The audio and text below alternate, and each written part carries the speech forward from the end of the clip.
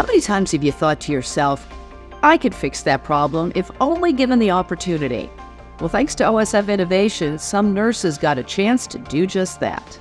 Listen is one thing, and then somebody coming back and saying, okay, now let's help solve, is turning it into a different kind of action. So now they get to help solve, and then we get to help incorporate that in. Several of the groups presented. And I can remember once thinking, well, why didn't I think of that? That's Lori Wiegand, Chief Nursing Officer for OSF HealthCare, and I'm Shelli Dankoff, your host for OSF Health Accelerated. We appreciate you tuning in and remind you to be sure to subscribe, rate, and review wherever you get your podcast. Have you ever had an idea where you thought, I could solve that problem or challenge? Have you ever been given the opportunity to actually try to solve a problem or challenge, and what if you could? Well, that's exactly what we're going to talk about today. They are great questions and the kinds of things that lie behind the Trailblazer Challenge through OSF Innovation. Joining me today to talk about this, the Trailblazer Challenge, and so much more, are Lori Wiegand, Chief Nursing Officer for OSF HealthCare, and Kip McCoy, the Vice President of the Innovation Studio for OSF HealthCare. Kip, I'm going to start with you. What specifically is the Trailblazer Challenge?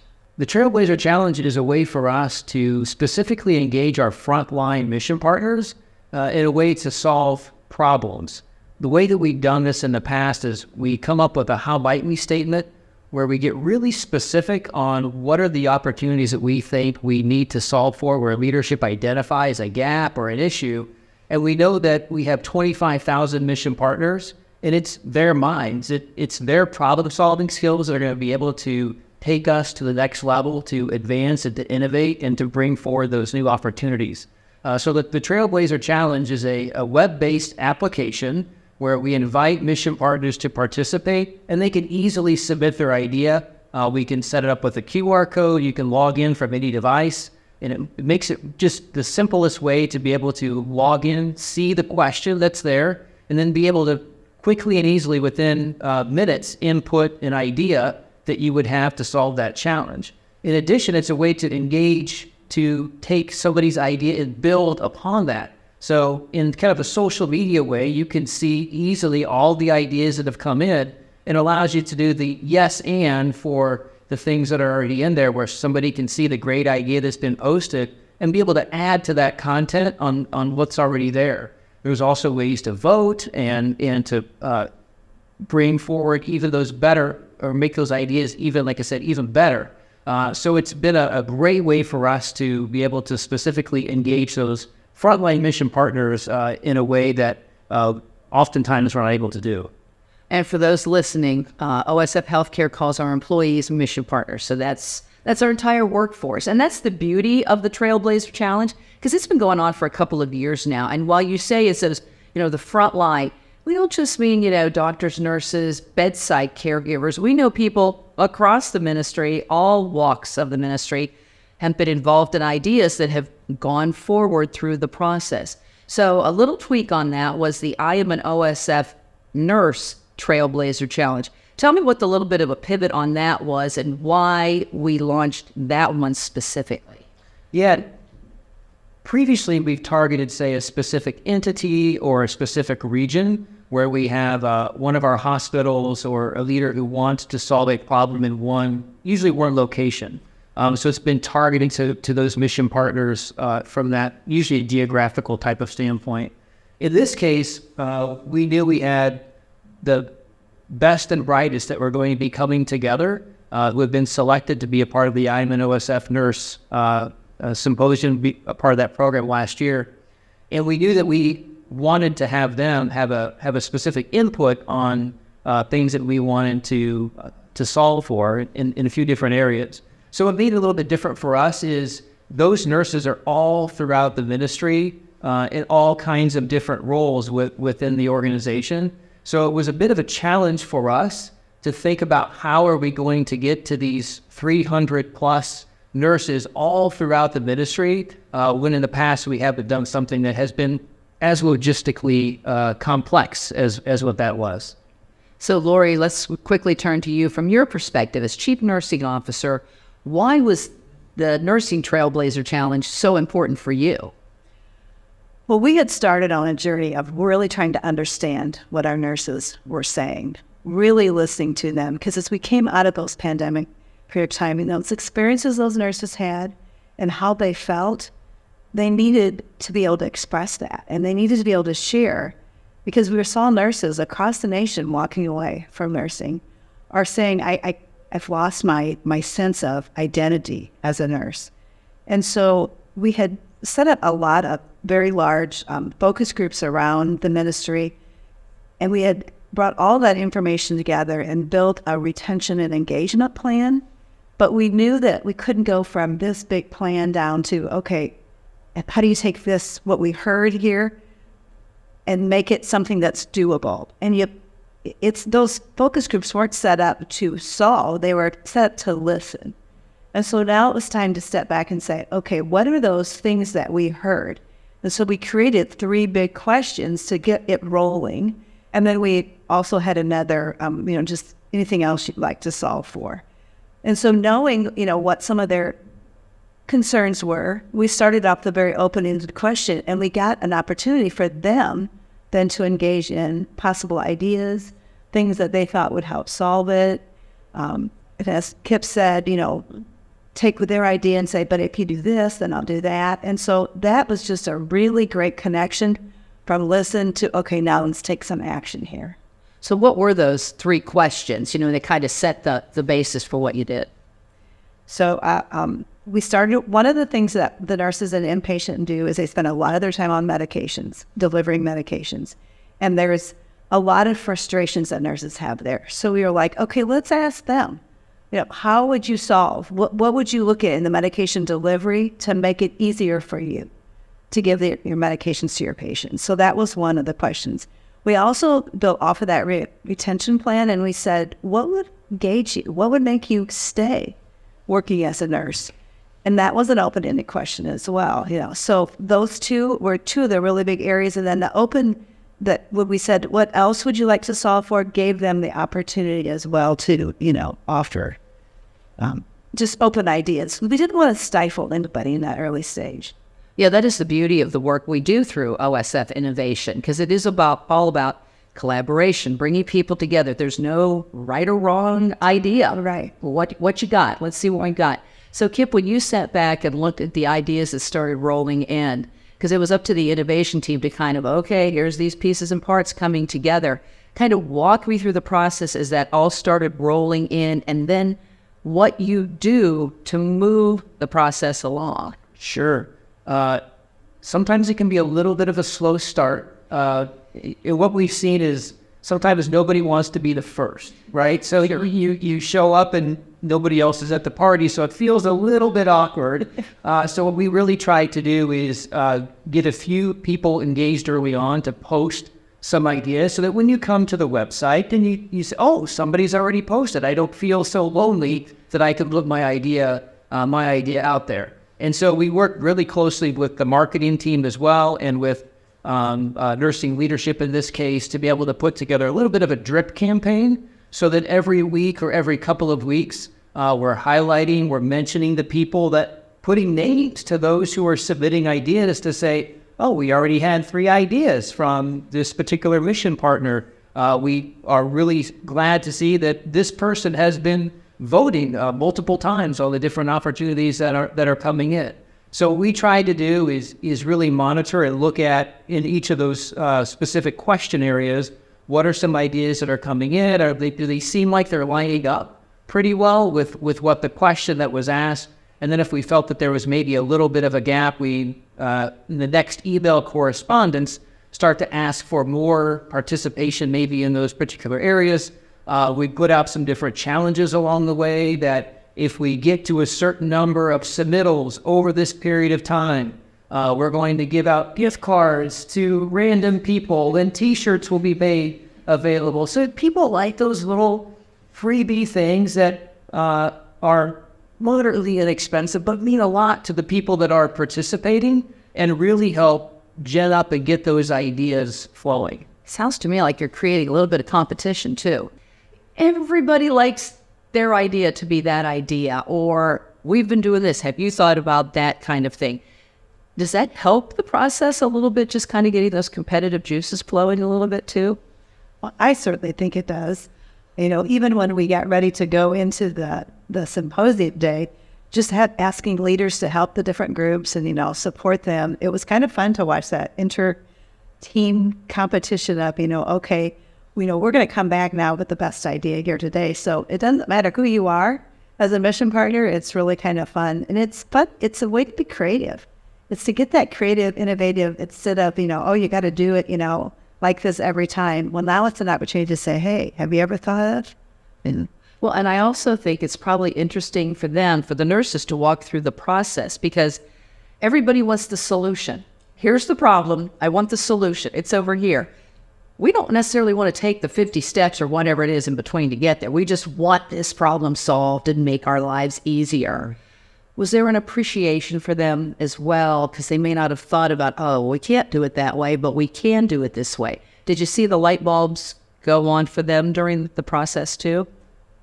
I did. Do you want to? We especially saw that when we came together for the symposium itself. We broke out into these 17 different groups. And within each of those groups, there were nurses from throughout the ministry in lots of different areas.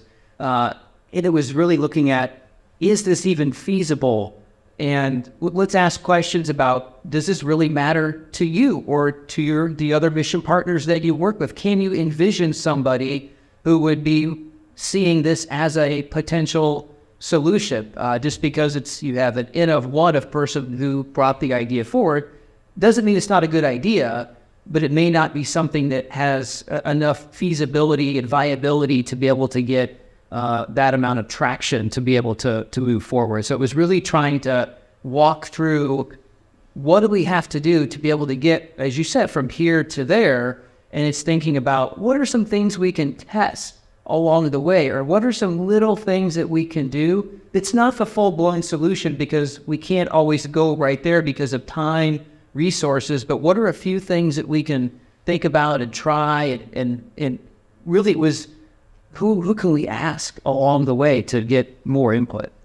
And go ahead. We did try as well with the groups is to give different people that may have some knowledge about some of the things they were working on, so that they had access to an expert or access to somebody that was informed during that period of time. And that was fun to bring that together, because I think even some of the teams that worked on some of the similar ideas, you saw some real diversity in what came out of the ideas, but collectively you're like, oh, if we put all three of those together, then that will inform, 4 more teams that are working on solutions already, and we can really empower this work forward. What kinds of numbers of ideas are we talking about here? I mean, I hear we've had these smaller groups or whatever, but put it in numbers for me. How many ideas came out of this? Yeah, we had 58 ideas that came together for this out of the 300 invited participants, which is a really strong number. When we look at different Trailblazer challenges that we've done in the past, usually having 2 to 3 dozen ideas come forward is a pretty good result, and gives you enough to winnow down to 5 or 10 that are potentially viable that you can move forward on. And this was a period of time that was shorter than what we normally run a challenge in. Normally we go up to 6 to 8 weeks to run a challenge. I think we pulled this off in not even a month. Wow. So we had some really dedicated people who wanted to make that happen. And we had a few prolific, I'll call it prolific ideators, who 2 or 3 or 4 that were coming from them across the board. We had over 100 different people that voted, 150, 160 people that voted on the different ideas, and almost 70 comments that were put in where people were building upon the other ideas.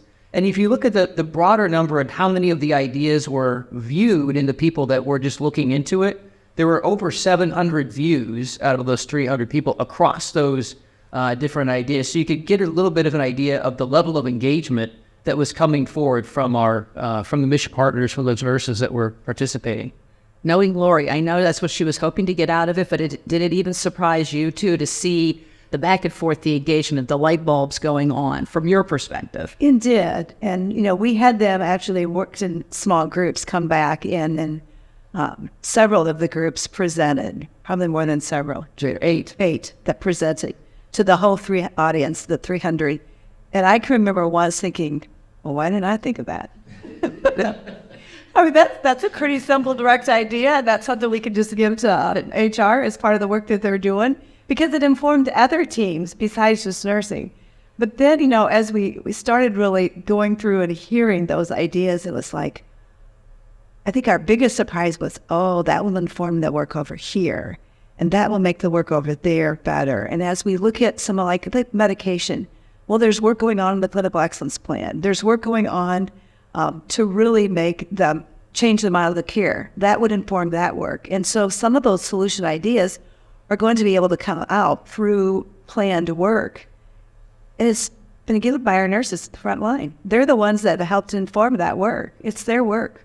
They must appreciate being heard, that you've listened, you've heard what they said, you engaged them, and you are moving.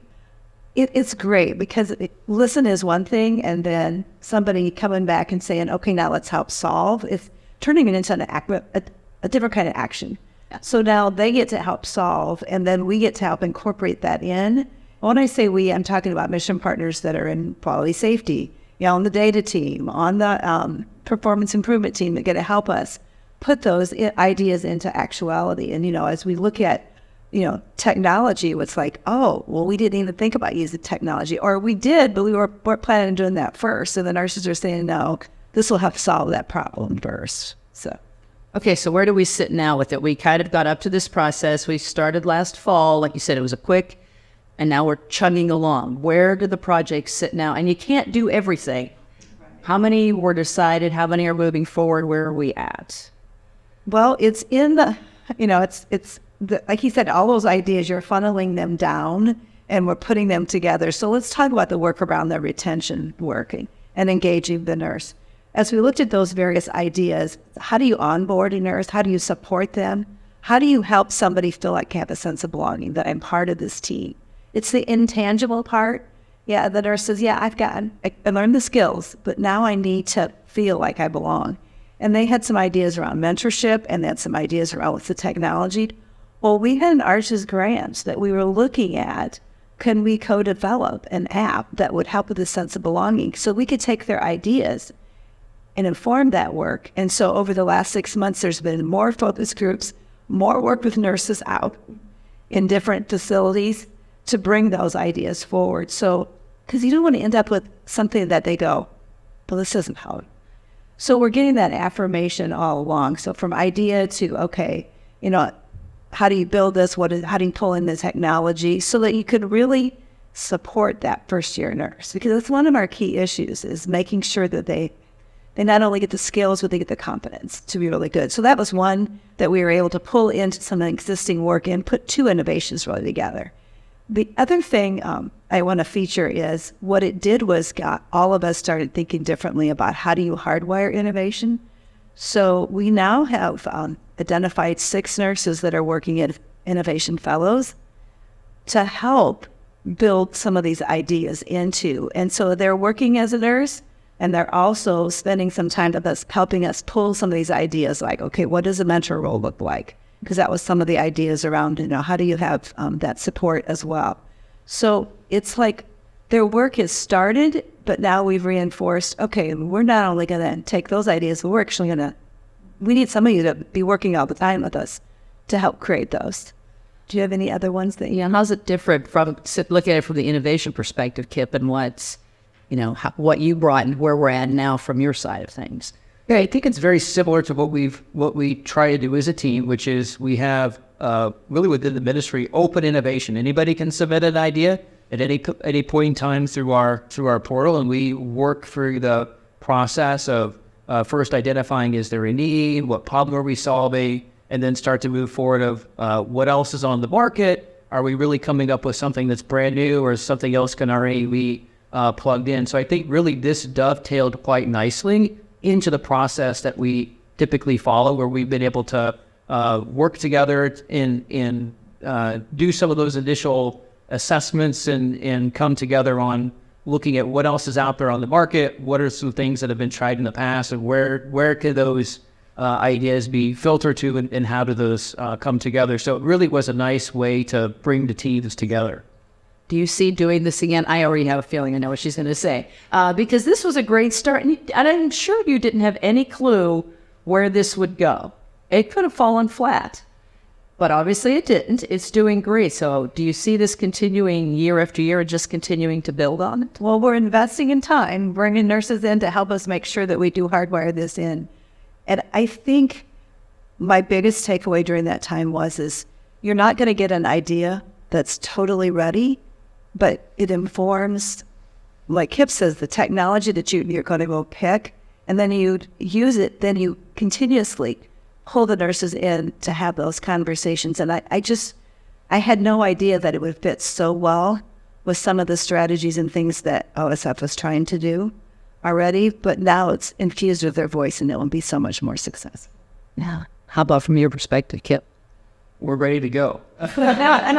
Absolutely. This is the bread and butter, so to speak, of what our team loves to do. And I have to give credit to the team. They did an awesome job of really teeing everything up, getting everything together. Those who were there, it was a big lift of a day to pull everything off and get it together. But it was so invigorating for our team to be able to be a part of those sessions.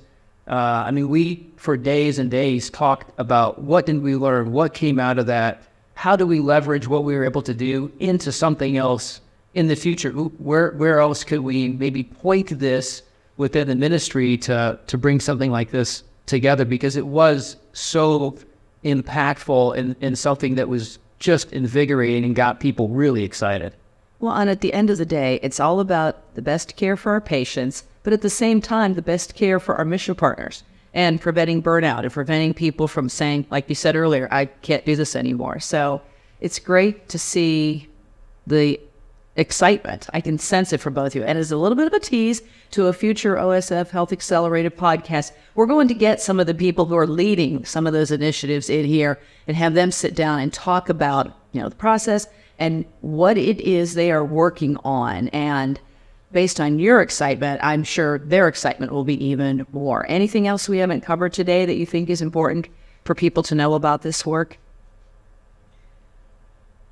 I just think it doesn't end. It's ongoing and it's iterative, and that's what makes it exciting, because you started them saying how they're building each idea. Well, we'll continue to do that and it'll get even better. But I just really want to finish by saying thank you. Thank you to those nurses who, were brave enough and courageous enough to say, hey, have you ever thought of? And, like I said, sometimes we haven't. And sometimes what makes an idea even better that Kip or somebody has had, and that we can put them together. And so thank you.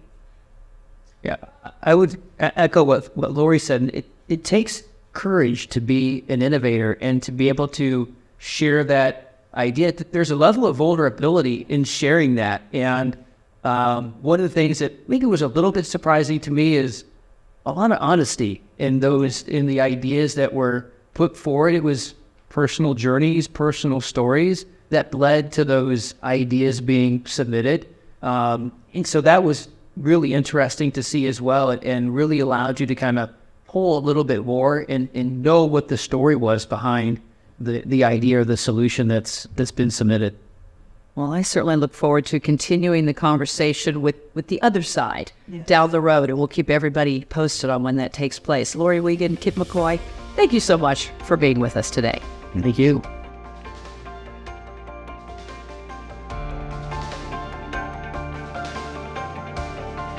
Thank you for joining us for this edition of Health Accelerated, brought to you by OSF HealthCare. Listen and subscribe on your favorite podcast app. You can also find links to any of our episodes at osfinnovation.org/healthaccelerated.